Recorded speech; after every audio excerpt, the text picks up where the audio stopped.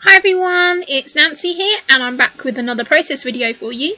As you'd have seen last week or a couple of weeks ago, I posted one of those interactive page layouts and I kind of got on the kind of bandwagon with that, and I wanted to try and do a piece with hidden journaling.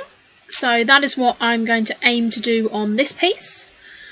I've taken this piece of sort of ombre, fadey kind of ish paper from the Highline collection, and I'm going to be using that as my background piece. I've got this slightly larger photo. It is a 5x7 and it's one of my favourite pictures that I took on my holiday in the States, and it's actually just of my boyfriend's shoes which I brought him for Christmas. And my Christmas present was this trip to America. So it's kind of like two meanings, but I'm also going to be using this piece to kind of reflect on that holiday. That holiday was like, 2.5 years ago now.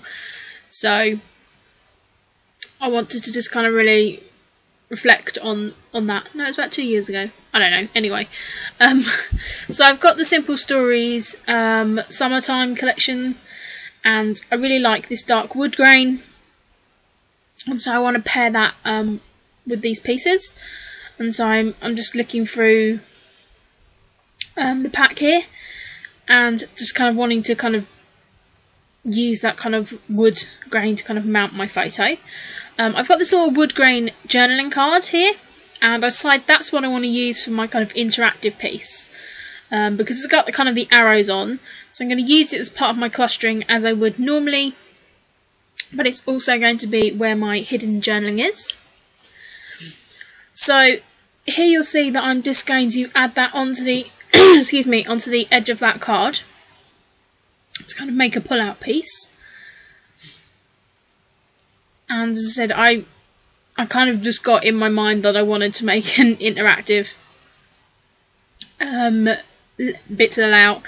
And as I said, I really love this photo, so I don't mind with the photo being like the main focus on this layout.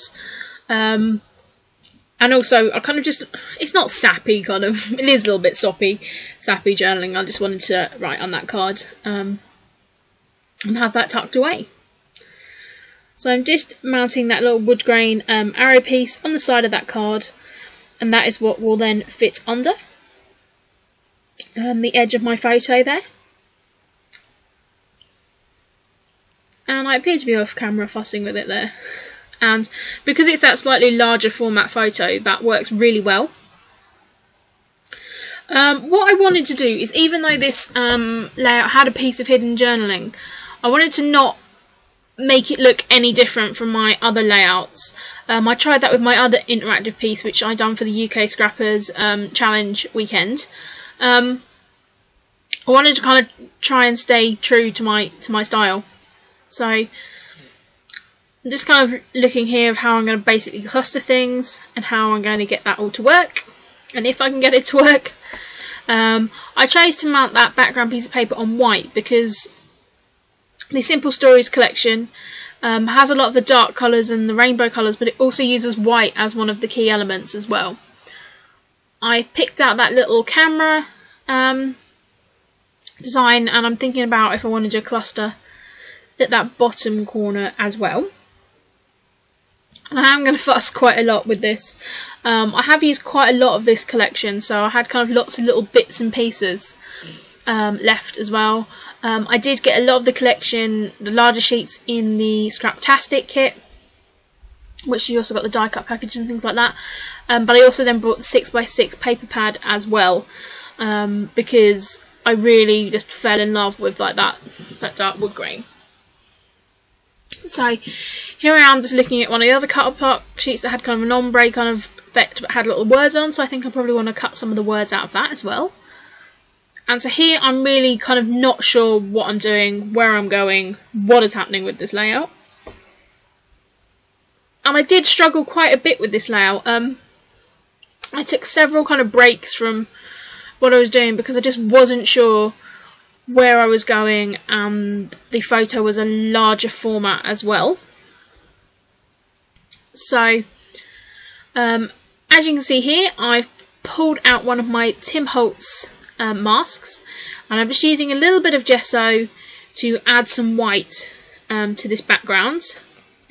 I wasn't 100% sure what I was doing here, but I knew that there was a lot of white in those other collections, and I really wanted to try out these stencils. So this is just kind of like a chicken wire bobbly kind of effect one, and so of course I then had to wait for that to dry. And then once that was dried, I also just done some brown splattering on top of that, because let's say the dark wood grain. And so here you can see I'm now starting to add my other layers, and I'm kind of just working with those base layers at the moment. I do end up covering some of most of that middle piece of gesso, but I'm fine with that. And so here I'm just kind of working out with my 3D foam where I can put that card. I'm kind of making sure I leave enough room for it to sort of slide in there, and you can see that I've already done my journaling on there. And so I'm just, trying to find a way to do that. And of course you do need to kind of really use 3D foam to make it easier for that card to come in and out. But I have made it quite tight, because when you actually look at the layout in the page protector, I don't want it to be really obvious that that is a piece of journaling there. So I'm just going to pull all those tiny little dots off and just check that that card fits in there fine. And then I'm going to use some enamel dots to cluster bits over there, so you can see that I've stuck that little banner piece there. It's not stuck down on that far side, so you can still pull that layer out. And that was something I consciously wanted to do, is make it not look like not like my style.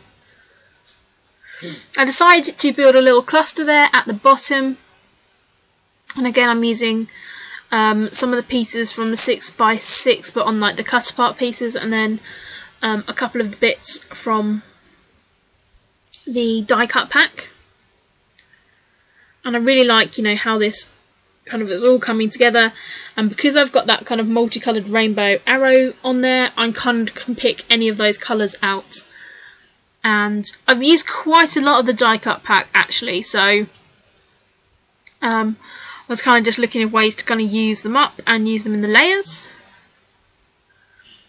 I did end up cutting that camera out and sticking it on the top there, because as I say, this is one of my favourite photos as well, so I really wanted to put a camera on there. And you can see me just cutting one of the words out there from that kind of, it's a piece of kind of background with lots of different white words on it. I liked it, but I thought, oh hang on, I can cut those out, so that'll look really cool. And here you can see me doing it with another piece. And I did have that in the 12x12, because that came in the Scraptastic kit as well. So I'm just using that to create my layer there. And that was just a little Polaroid camera that I cut out of one of the 3x4 cards. I did want to keep this layout quite simple, because this is going to go towards the end of my album, because I want to use it as a kind of reflective page. And I think it probably was Shamel who had also said about this in a layout, that it's quite good to include in your album like reflections of holidays, so like or an event like a year after, or I don't know, if it's like a wedding album for example, like 2 years after, about how you feel like on your 2nd anniversary, what you've done, and kind of add those into the album. So I really wanted to kind of just add some reflections on how I felt about this holiday now, what it meant to me then and what it means to me now, and things like that. So I'm just pulling out these other bits and pieces that came in the Scraptastic kit. So I've got a couple of the cork pieces, and I have one of the sunshine pieces, and I use that to kind of link the photo cluster to that bottom cluster, so I kind of had a bit of a diagonal going across there, and I'm really happy with how that looks actually, because it was looking a little bit disjointed. I've also got a flare there that says Hey World, and I believe that came from an old Scraptastic kit, or it may even be a Studio Calico, I'm not quite sure. I'm using my stamps here. I think I used one of them from the Wanderlust and then one of them the Amy Tangerine. And I'm just using my coffee brown Archivers ink there just to stamp around over the gessoed area. Again, just to make that flow of words to come down. So I'm just covering up my photo and I'm just going to add some more inking over the top. And I'm taking the Coral Heidi Swap Colour Shine and just adding that over the layouts. And I'm not too fussed where it goes on the embellishments and bits and pieces. I just didn't want it on that lovely photo, as I said, because it is one of my favourite photos. And then I pull out the gold and, you know, gold Heidi Swap Colour Shine, just to add something to any layout. I don't care what anyone says, I will just add it to every single layout. I love it. So I've just put that on top, and I'm not quite sure what I pulled this basket out for and having a hunt through for. Probably nothing. Oh no, I think I'm looking for thickers. And here you can see me just piling up all my boxes, which I am keeping my stuff in at the moment because I'm not 100% sure what I'm doing, and I'm actually like majorly just dashing. So I was just going through all my thickers there, and I pulled out these red glitzy thickers. I love these thickers. I love the skinny little font and everything. So I decided I'm going to use this for my title, and because that kind of corner of the photo is quite plain and it kind of doesn't, I've got nothing that kind of brings it into the diagonal piece, I decide to add my title there.